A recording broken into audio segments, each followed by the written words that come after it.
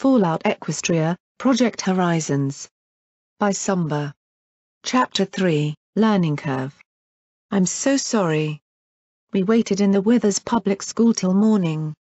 Really, once the flies and the reek of rotting meat reached a certain point, all of us were glad to get out of there. I still resembled a mummy with all the bandages coiled around me, but their healing magic was doing the trick.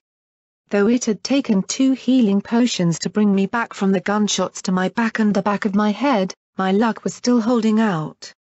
The first had just grazed my skull rather than turning it into all kinds of bloody brains, and the second had been slowed by what was left of my barding and lodged in the muscle at the base of my neck. Fortunately, even P-21's minimal medical skills were up to removing it. I'd taken some time looking at a map on the wall of the classroom. It was badly stained and aged, but I could make out the name of Withers and a road leading to what seemed like a big city. Hoofington. One of the cities Hoss had mentioned when he described the balefire bombs going off. There were other strange posters rotting in their frames. In the office, a pink pony with her mane striped almost identical to mine, but pink and grey rather than black and red, stared out with a grin above a caption that read "Trouble can start in the smallest places." A purple unicorn sat on the library wall, looking clever and surrounded by floating books, saying "We need every idea." Well, that's what I thought it said. Some wit had scratched out idea and written penis. I got the joke. In the nurse's office, a soulful yellow Pegasus hugged a bunny while telling me little ouchies are still ouchies.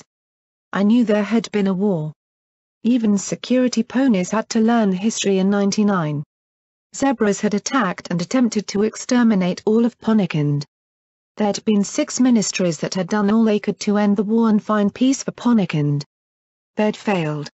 It might have been unfair of me, but I hoped that they'd done more to try and end the war than just make pithy quotes for posters. It had been a little amusing, and a little disturbing, to see Scoodle handling the revolver from the farmhouse as casually as if it were a toy. No. Not a toy. She wasn't playing with it. She understood it was a weapon. She understood how to use it.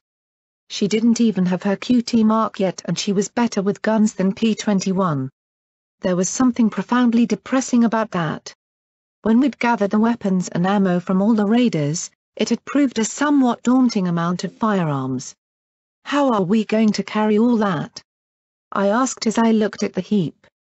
There were at least 4 rifles, a shotgun, a revolver, the automatic pistols, 2 knives, a cleaver, 2 grenades, and the assorted junk we'd taken from the raiders. Between P-21 and me, we'd be able to do it, but it would still be quite a weight. "Ya don't need to carry all of it," Scoodle said as she looked at the heap. "Well, ya wouldn't if ya had some tools. What ya can do is take 'em apart and just put the best pieces together." Take them apart? I levitated a rifle and concentrated. It was tough to telekinetically hold an object while messing with one small part of it, but I was able to unscrew and disassemble the various portions of the weapon. Immediately, I saw what the teal pony had been talking about. Some of the screws on one rifle were almost rust-free. Another had an intact slide. One had a superior barrel. Of course, I had to listen closely to her directions as I assembled one weapon from 4. When finished, my pip buck suddenly showed a much higher value for my new rifle than any of the original 4. How it knew that was slowly driving me crazy. When I finished I loaded 5 rounds into the clip and heard a comforting click as it loaded smoothly. "What about the rest of this?" P-21 asked as he opened up the duffel bag. To be honest, it looked more like a garbage bag with all the junk inside. Scoodle looked at it with a smirk. "Well, if it's light, take it. There'll be some ebony that'll buy it for caps. If it's heavy and worthless, just toss it unless you're close to a buyer. Most ponies haul around as much as they can carry and when they find something good they'll drop some more junk.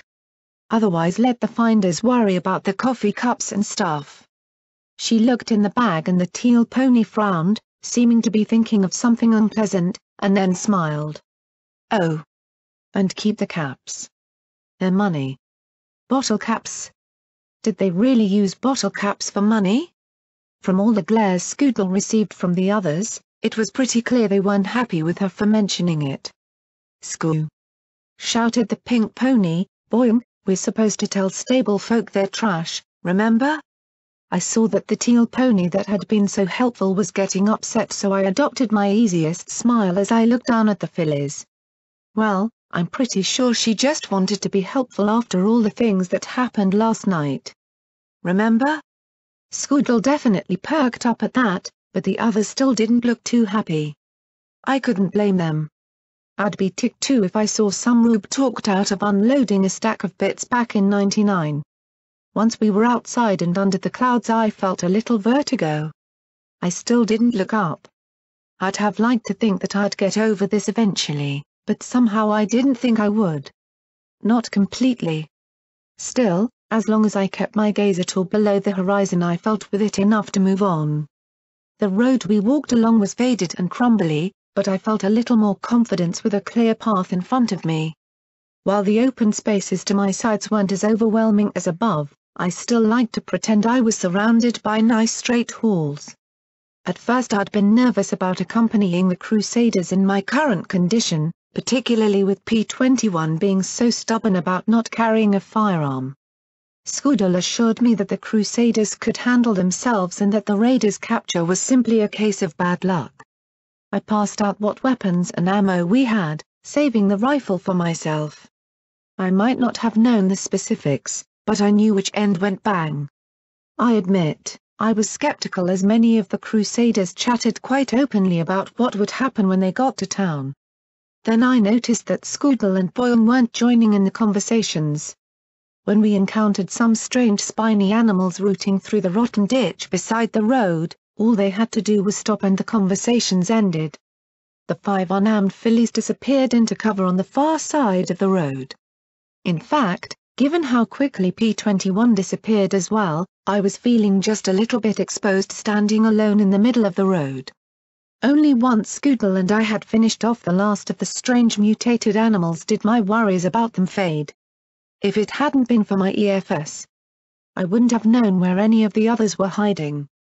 Once the danger was past, the Crusaders came out and at once carefully carved off some pieces of meat, wrapping them in some scrap paper from my duffel bag.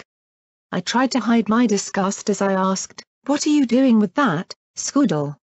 "Huh?" She looked up with a bloody knife clenched in her jaws. I did my best not to shudder. She stuck the tip in the corpse and answered brightly, "Oh, this radhog is good eatin'." I just turned my back and busied myself with not being nauseous or watching them finish their work. I'd stick with the sugar apple bombs. The trip along the road was made far easier by my EFS. Picking out threats before they actually engaged us.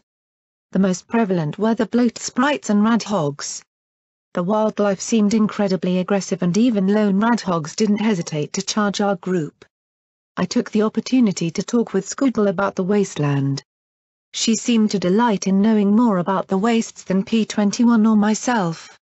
"See, there's 3 kinds o' folks.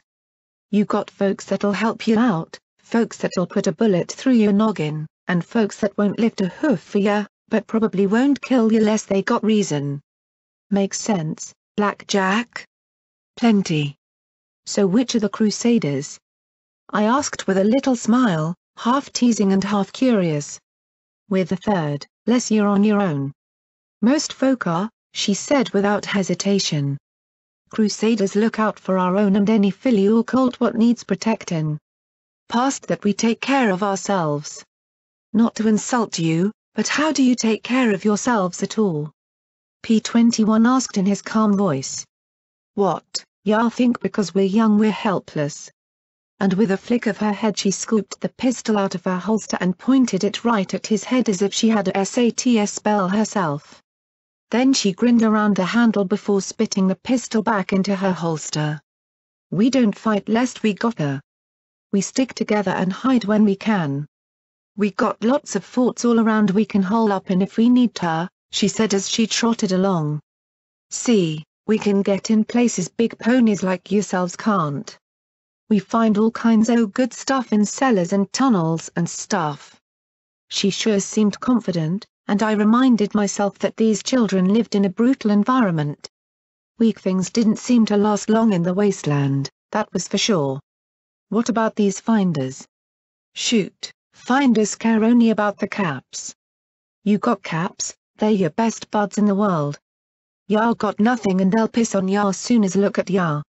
Finders ain't Noppin's friends and don't you believe 'em when they say otherwise. Scoodle and the other crusaders definitely didn't seem very happy, even though we were apparently heading towards their town. So who might help us? I asked her. Help ya with what? She asked in return. That was a very good question, P21, and I hadn't really talked about what our next step was. I had one goal, but I didn't want to involve P21 just yet. I wasn't really sure how he'd handle it. Beyond that information. So Mepany attacked my stable. I want to know why and what for. I described Deus and the filly immediately looked concerned. Well, from what you said, I'm guessing he's a reaper. Why does that just scream bad to me? I asked sarcastically, getting a smirk in return. Reapers is what happens when raiders grow up. They're the baddest of the baddest. Don't take shit off Noppiny. There's only 100 of 'em, 'cause the only way to join us tar kill another reaper hoof to hoof. Monsters one and all, Scoodle said darkly. Our lost's a reaper now, Boyong said to Scoodle.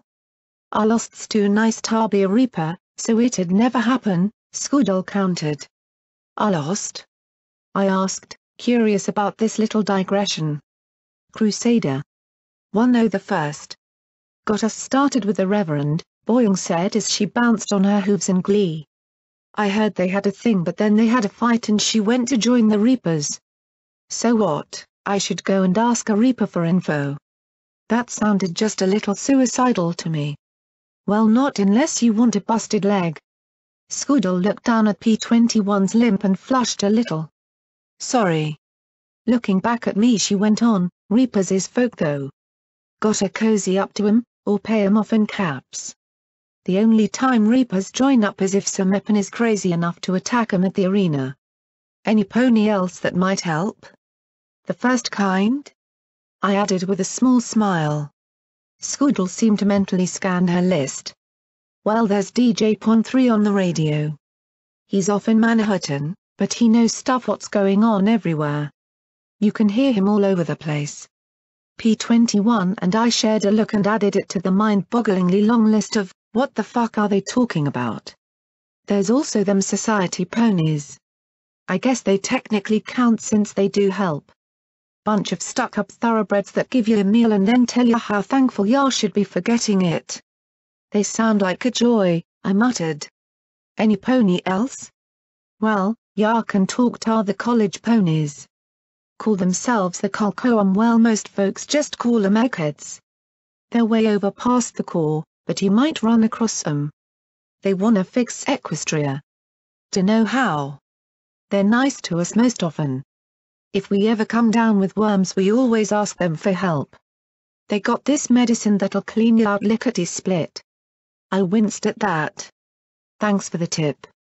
You forgot the Steel Rangers. Boyong said as she made machine gun noises. I didn't forget 'em. Wasn't gonna mention 'em, she said sourly at the pink filly. Rangers might help ya. They might not. Might shoot ya. They got their own things going on, mostly trying to figure out how them rowboat ponies work in the Corps. I can tell ya they won't give us a glass o' piss. Rowboat ponies? P21 asked, curiously. That's what they are, so don't you laugh. Pony gadgets wandering all over the Corps. Dangerous critters too. You see a pony made of wires and lights, you best run. Can't kill 'em. Scoodle frowned in thought. There's the Clavers, if you want, but I don't trust 'em one bit. The Enclave are Pegasus ponies. They're gonna swoop down and save us all. Boyong cried with a little cheer. A few of the other fillies also looked hopeful. I'll believe 'em when I see the sun, Scoodle replied sullenly. They give me the willies. They're no worse than ghouls. Boyong countered, and ghouls will eat ya. Scoodle caught my look. She sighed and rolled her eyes, explaining to the clueless stable ponies, "Ghouls is ponies that are well, they look dead. But they ain't. I been to meet Locker, and they wasn't nothing but friendly to me." Her certainty faded a little and she amended, "Well, some of 'em might try and eat ya, but they ain't no different from raiders. Ghouls. Enclave. Steel Rangers. Eggheads. Society. Reapers. Finders. Crusaders." I was suddenly getting a picture of Hoofington as a city with different stables all around it, each group fighting against the others for control and dominance. P21 looked at Scoodle as he asked, "You mentioned the core? What is that?" "The core? It's what got blowed up in the big war. I heard there was all kinds of tech and stuff being studied there. Least it was before the zebras blowed it to smithereens." "Wasn't the zebras?" Boyan jumped in. "Them ponies made something what blowed up in their faces. I heard that Princess Celestia sent the whole city to the moon right before the bombs went kablooey," offered a grey unicorn filly. Another quickly shook her head. "Newer. It was a dragon. Biggest, scariest dragon of all. He breathed green fire. That's what the bombs did, ya ninny." Scoodle roared. I winced at their noise, wondering if this was how they had gotten caught in the first place. I drifted a little to the side to let them argue over what, precisely, destroyed Hoofington while I leaned towards P21. "So what do you think?" He looked at me with his level, cool gaze.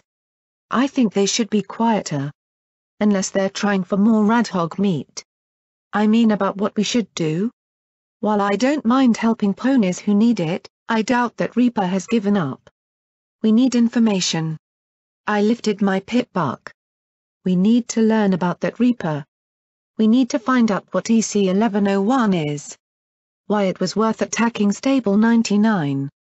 Did the Overmer say anything about it, Blackjack?"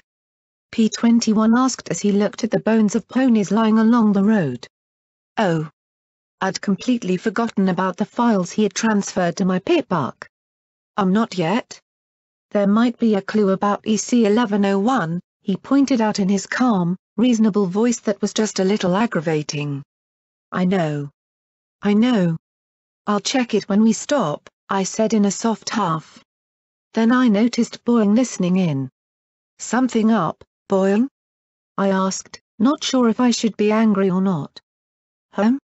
"Oh, nothing," she said with a giggle as she bounced along back over to the other Crusaders. "That's a lot of bones." As we proceeded southwest along the road, the skeletal remains grew thicker and thicker, and the Crusaders grew quieter and quieter. Rags and rusty bits intermixed with the bleached bones as scattered white lumps turned into nearly a solid sheet. Then mounds and piles of gleaming white remains rose to either side of the road. My pip buck chirped. Boneyard appeared on the map. I noticed the girls weren't talking anymore.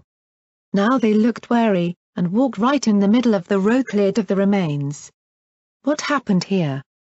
P21 asked, keeping his voice low. Scoodle looked at us and then pointed ahead. "When Hoof went boom, lots of ponies tried to run for it along the road." She pointed the way we came. "That way's Manhattan, and when Manhattan went boom, lots of ponies from there came running for the Hoof. Thousands and thousands. They all got bunched up here, and died." She glanced warily at the heaps of bones around us. "Don't touch anything." "Why not?" As far as I could see there was lots of stuff for the taking, and not a single threat to be seen. "There's bad stuff here. Ghouls. And Tiara." That was all she said before she bit down on the pistol again and continued walking. The whispering was beginning to creep me out, but I wasn't about to raise my voice not knowing what might be around. There were hundreds of busted wagons and carts scattered amid the skeletal remains. Lot of boxes, even some ammo crates. I looked at the Crusaders keeping an eye all around them and ignoring the ammunition right beside us. "We should take some of this," I whispered as we passed a tipped-over wagon half buried by bones. I couldn't see a single target on the EFS aside from the 8 of us. Scoodle looked at me with an expression of horror and outrage, shaking her head. There's nothing here. I couldn't explain the pitbuck's targeting system to cyberpony that had never worn one before.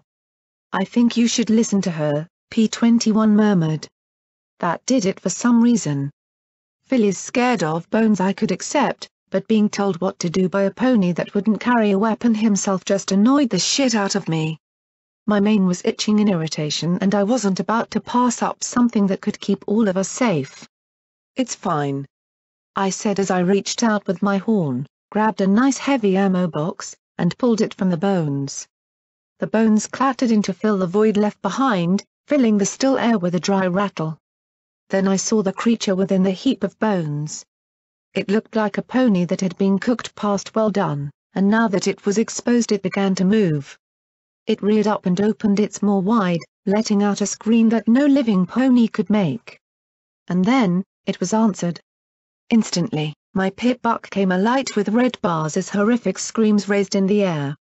The mounds around me shifted and from the depths emerged chunks of rotting meat clinging to pony frames. Shredded lips allowed jagged mouths to open far wider than any living ponies could. There was nowhere to run. They stepped out onto the road in both directions. Heads! Was all Scootle shouted before drawing her gun and taking aim at the running forms. I wasn't familiar with the rifle at all, but I knew I should use it before they closed the distance. I popped SATS, but the rifle required a great deal more energy per shot than my pistol or shotgun. I carefully lined up my shot in that moment of frozen time, then released the spell. I could almost see the bullet as it spun through the air, striking the gold pony in the head and blasting it apart into meaty chunks. Without SATS, I had a harder time lining up the shots. What took one round to the head would require 4 to the chest. The Crusaders were holding up better than I'd anticipated. Maybe the fact we were ridiculously outnumbered and probably going to die helped them focus on putting every round in the screaming ghoul ponies' heads. P-21, unarmed, simply kicked and shoved to try and keep the ghouls off the Crusaders. Scoodle's revolver blasted ghoul after ghoul, not firing till she had a headshot. She would be an amazing marks pony when she grew up. A pony to be feared and respected. But as she turned to gun down one, 2 others pounced upon her. SATS recharging, I tried desperately to line up the rifle, but the shots failed to drop them. One ghoul pony gripped Scootle by her haunches, the other by her shoulders. With monstrous strength they each pulled their half. The teal filly was ripped in 2 before my eyes. I fell into a moment of horror that felt like SATS. That would never end as I saw with terrible clarity the organs and viscera pouring out over the asphalt. I smelled the wash of blood even over the unnatural reek of the undead monsters around me. I saw the stunned look on her face as she slowly fell, and a pony that had weathered raiders and who knew what else died because of my stupidity. I knew that I would never stop seeing that image for as long as I lived. No! I roared, rage seeming to guide my shots. Despite my tears blurring my vision, I laid down a rain of fire such that even the ghouls were momentarily beaten back. Every other bullet seemed to find skulls and vulnerable joints, though my horn ached from the effort. When the rifle clicked on an empty chamber, a telekinetic stream of bullets flowed from my bag into the magazine, and my attack continued. But there were more ghouls than I had bullets, and every second it seemed like more of the mindless monsters emerged from the bone piles. Soon the rifle went from firearm to club. There were just too many and too close for it to be effective. I'd have given my teeth for some shotgun shells. The monsters were starting to surround and overwhelm us, snapping with their broken teeth and kicking with shattered hooves. I would happily have stayed there till I was torn to pieces, but there were 5 more Crusaders and P-21 on the line. They were all going to die, and it was my fault. It couldn't get any worse than this, I thought. I'd soon think to myself, oh, silly Blackjack, it can always get worse. The scream from a nearby bone pile froze us all in place. A luminous green light spilled forth from a gold pony that at once started my pitbuck clicking. Tiara! The ghouls screamed, looking down at us with its baleful gaze. The presence of this glowing abomination was tempered by one saving grace. Its presence made the hordes of ghouls back away momentarily. Tiara? Is that you? Step by step, it approached, and my pip-buck began to click faster and faster. I glanced behind me at the scratched and clawed crusaders. If there was any way I could get them out of this nightmare, I'd take it. I put on my best smile and approached the glowing ghoul pony. Yes. It's me. Tiara. I looked at the glowing cutie mark etched in her blackened flank. Was it a mirror? No, a rattle? No. Really? I think I lost my glasses. Up close, I could see that the glasses weren't lost, they were melted. Glistening glass clung in cracked, fluid shards, the blackened metal frame now seared to the flesh. Behind them, eyes glowed. She raised both her hooves with a creepy smile, then frowned as I hesitated. What was she doing, holding them up like she was going to do a hoof shake? I immediately tapped my hooves against hers. Instantly she smiled. Bump, bump, sugar lump, rump. She intoned, not seeming to notice me scrambling to match her moves. Oh, it is you, Diamond Tiara. I've missed you so much. She pulled me into an embrace, my pip-buck clicking like mad. Yes, it's been a long time. I held the hug for as long as I dared before backing away.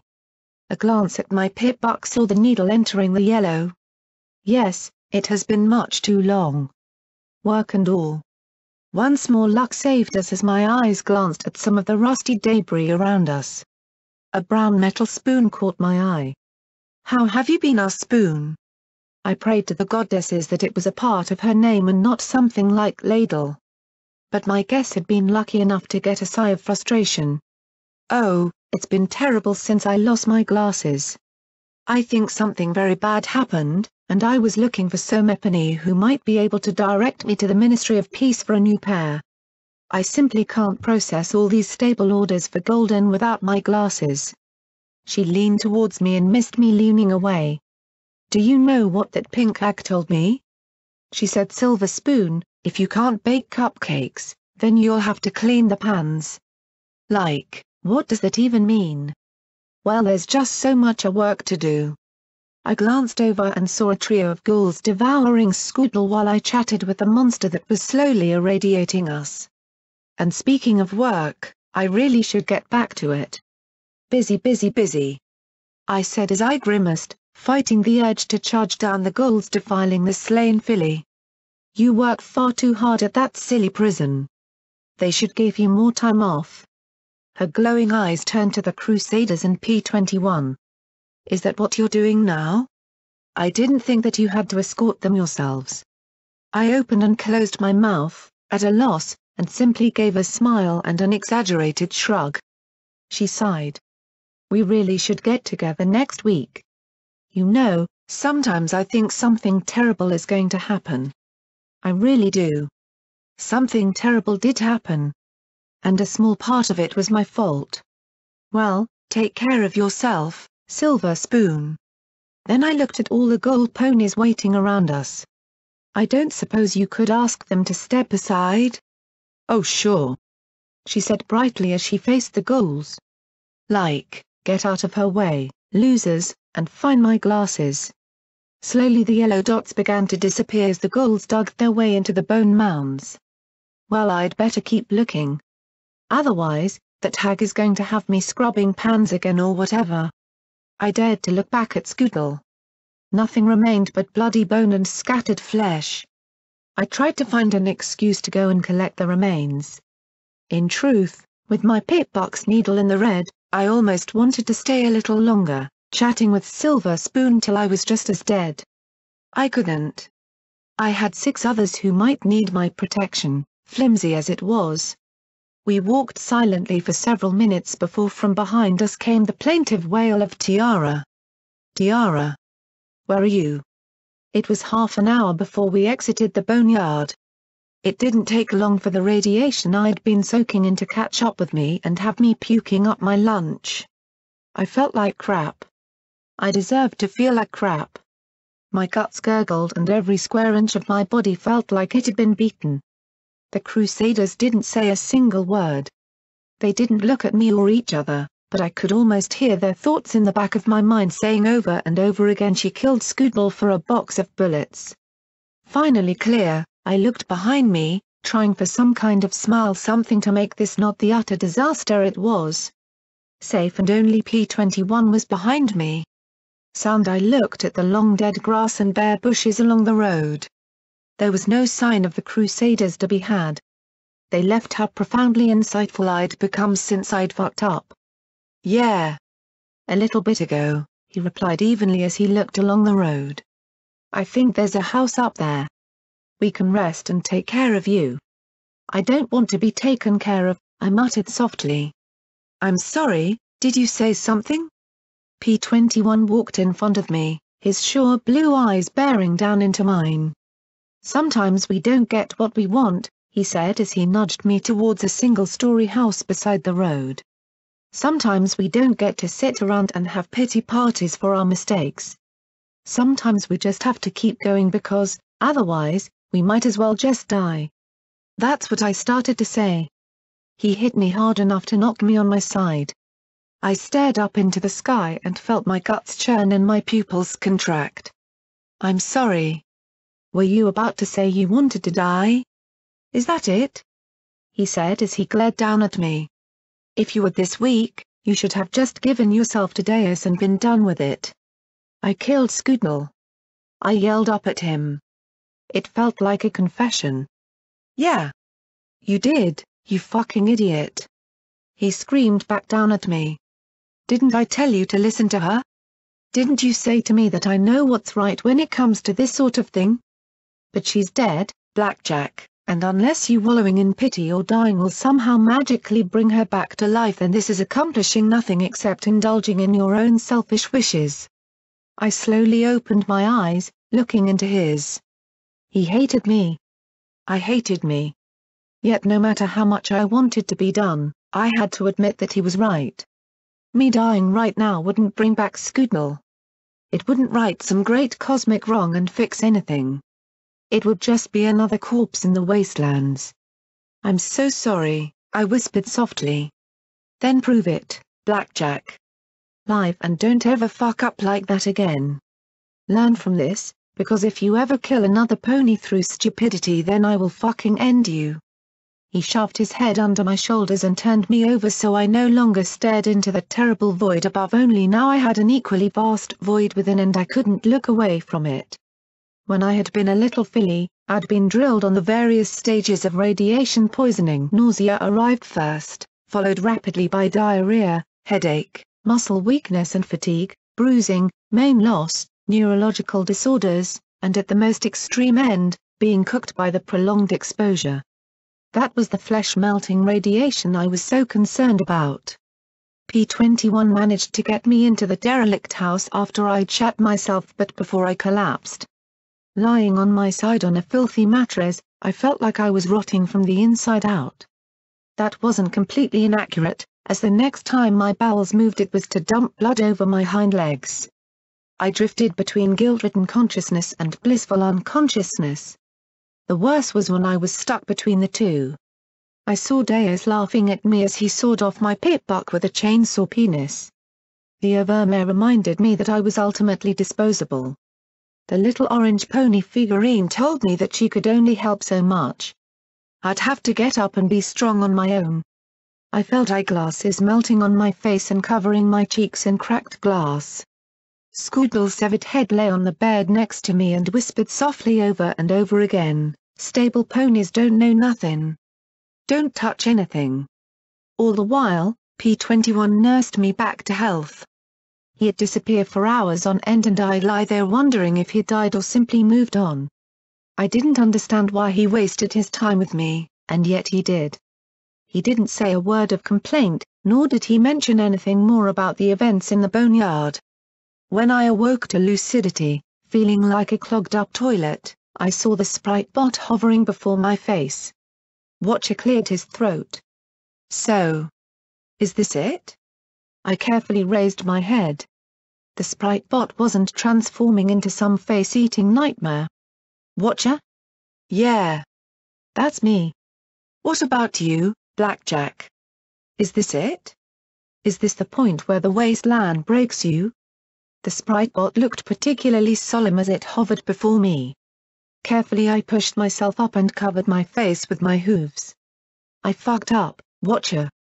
You're not the first. And if I can be blunt, your fuck-up only killed one filly. I've known ponies whose fuck-ups killed millions. So on the grand scale of fuck-ups, I think you're overrating yourself. Slowly I dropped my hooves from my face to look at the little machine as it went on. So I'm asking you, is this it? Are you just a pony that wallows in self-pity and kicks herself for a mistake, or not? Because if this is it, then I'll leave you be. I can't help you. You can't help any pony. It would have been easy to just fold right then. But as I sat on the edge of the bed, damn me, I couldn't help smiling as I looked at the machine. I reeked of vomit, crap, blood, and despair, but I still felt my lips curl mirthlessly as I looked at the device. Are you on that grand scale of fuck-ups too, Watcher? There was a long pause, and I wondered if I'd offended him to the point that he would just wash his hooves of me. Yeah. I am. Did your fuck-up kill someone who didn't deserve it? There was silence and I knew he wouldn't answer. He didn't have to. I sat there for a minute longer, looking at my hooves. I was so proud when I saved those girls from those raiders. Now I closed my eyes and grit my teeth. It would be so easy just to give up. Fold the hand. Cash in the chips.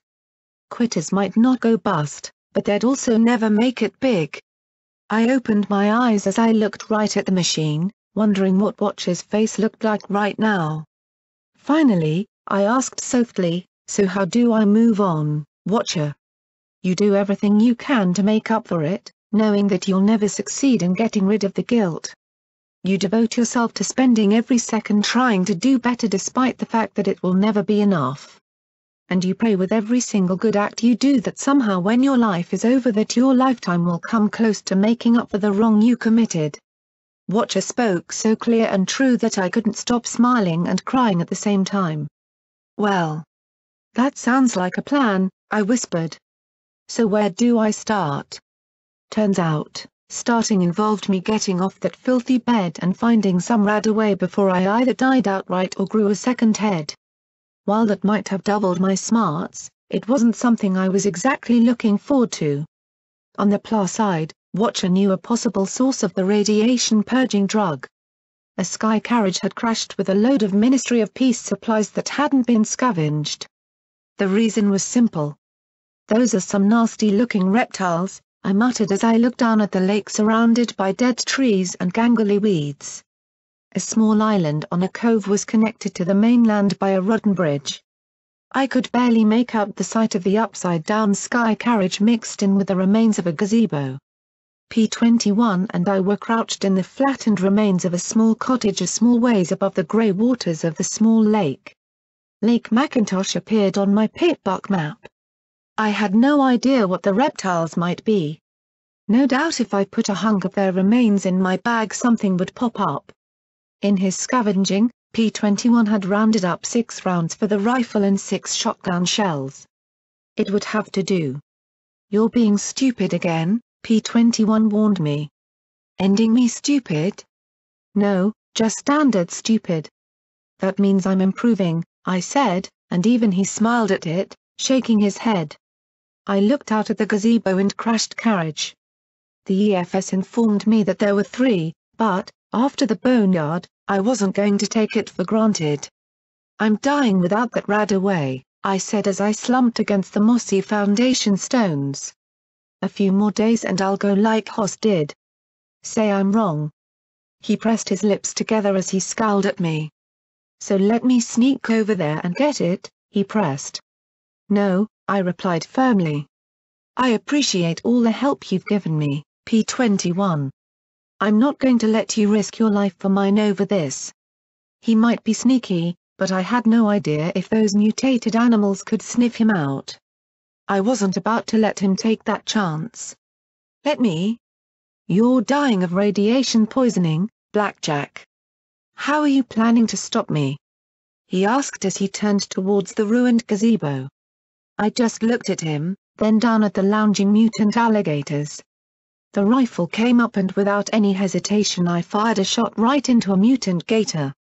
It gave a bellow and rose out of the water, charging towards the two of us. P-21 stared at me with a scathing look that would do any raider proud, eyelid twitching, before he turned and ran for cover. "Sorry, P-21. I've got to save my own life this time," I said as I faced the enemy. One way or another, it was about to be resolved. I triggered my SATS and placed 2 rounds exactly in the forehead of my target. The 4th round caught his eye, and the beast staggered. The 5th missed. The final round, 3 past what I'd hoped to use, dropped the beast in its tracks. I discarded the rifle and backed away up the hill as rapidly as I could. The radiation poisoning and fever were slowing me down, but it still kept the gators in front of me. Out came the shotgun as the 2 closed in. The recharge on my SATS slowed to a crawl as I unloaded shot after shot into the leading crocodile. 3 shots left. 2. 1. The buckshot of the final round scattered its brains across its back. Unfortunately, I was now out of ammo. This would normally be the point where I would die and P-21 would take over and probably do the wasteland a lot more good. There was just one catch: I wasn't done paying for a little teal pony. As the gator lunged, my magic flipped the shotgun vertical and rammed it into the gator's mouth. It hissed and tried to claw at the pump action, the weapon bending under the ferocious strength of its jaws. From my saddlebags I floated an apple-shaped grenade and plunged it straight into the radigator's maw. My telekinesis plucked the stem from the tip as it disappeared down the gator's throat. 5 4 3 2 1 huh. The shotgun snapped in two and immediately I backed away, trying to draw out my last grenade. The mutant gator exploded in a nice spray of faintly radioactive blood. Given the massive dose I'd already taken, I quickly moved away before I simply keeled over dead. I really didn't want to win and then fall over. Slowly I staggered my way down towards the rotten bridge and the gazebo.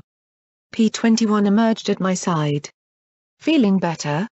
His tone might have been snide, but there was some sincerity in his question. "A little bit," I replied. The wastelands were giving me a brutal education, but I would rise to the challenge. I'd be stronger, and I'd try to never let my stupidity endanger another pony if I could. "I know you wanted to help me, P-21. I'm sorry that I couldn't let you this time." He rolled his eyes and gave a long sigh.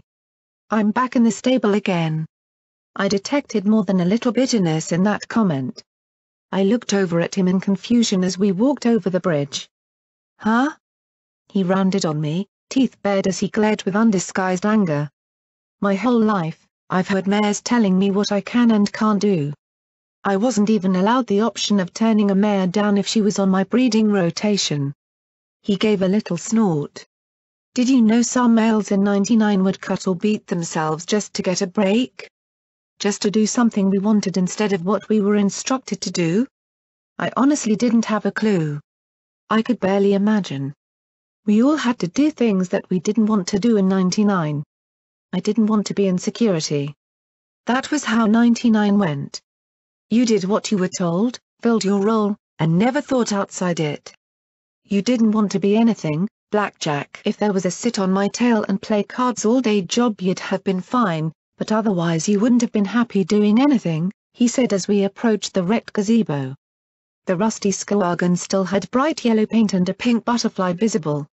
Inside were a number of rotten and rusty boxes, but there were at least 3 that appeared intact. "Tell me you had some pining need to be a maintenance mare like Rivets. Did you curse your rotten luck that you missed out on protein recycling duty or an exciting future in waste management?" "Well," I stammered. He stood there, staring at me with his lips pressed together.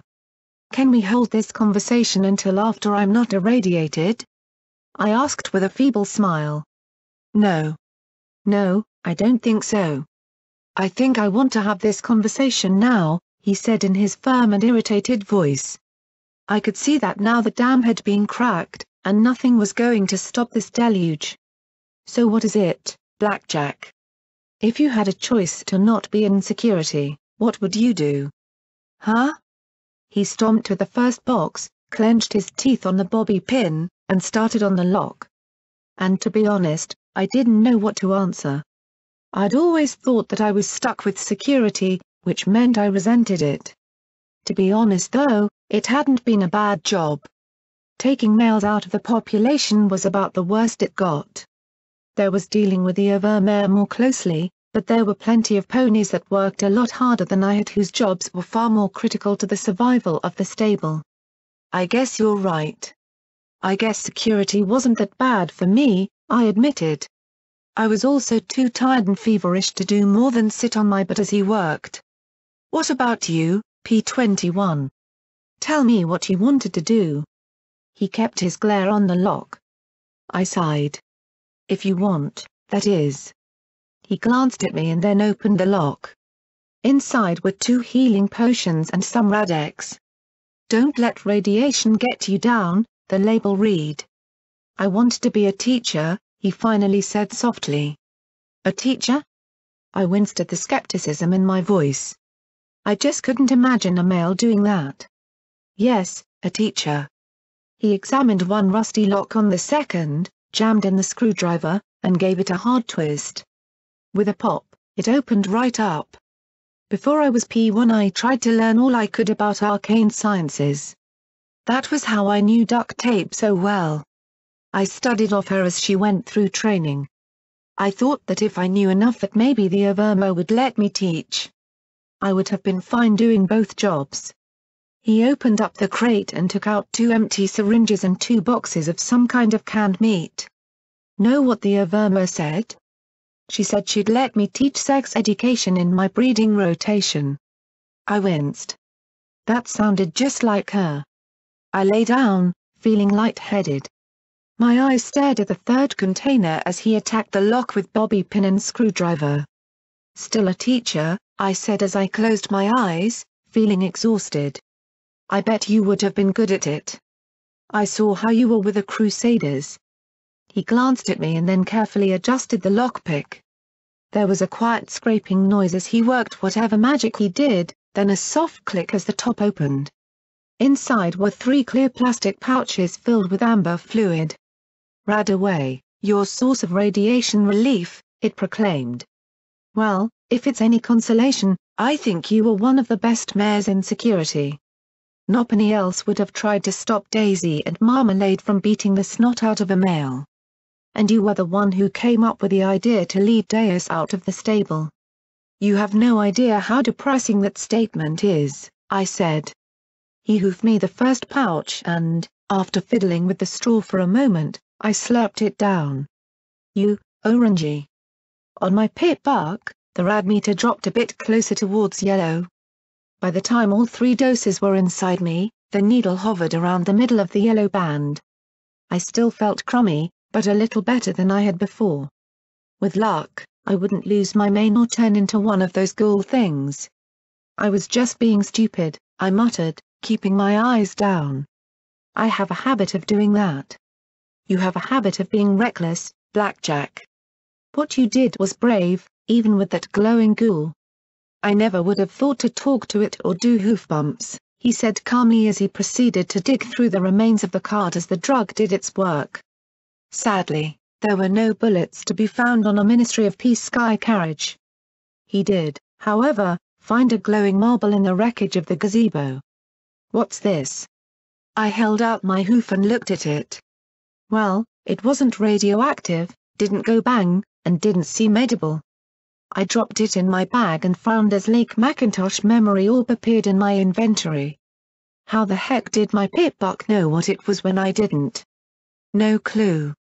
I'll worry about it later.